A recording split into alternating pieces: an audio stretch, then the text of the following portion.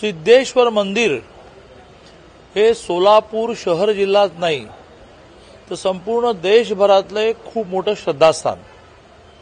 दरवर्षी मकर संक्रांतीच्या निमित्ताने खूपच मोठी लाखो लोक दर्शनाला येतात अशी यात्रा असते।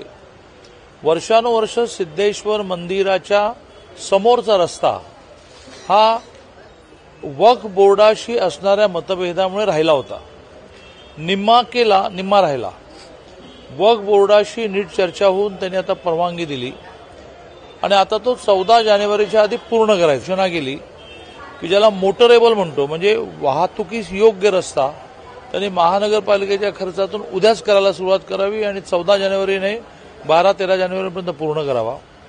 आणि जशी 14 जानेवारीची मकर संक्रांतीची यात्रा संपेल, ती यात्रा संपल्या जिल्हा नियोजनमधून 1 कोटी रुपये मी लगेच देतो। लगेच कलेक्टरांना मी सूचना केल्या आणि अर्धा रस्ता जसा सिमेंट कॉन्क्रीटचा झाला आहे तसाच अर्धा रस्ता उरलेला सुद्धा सिमेंट कॉन्क्रीटचा होईल।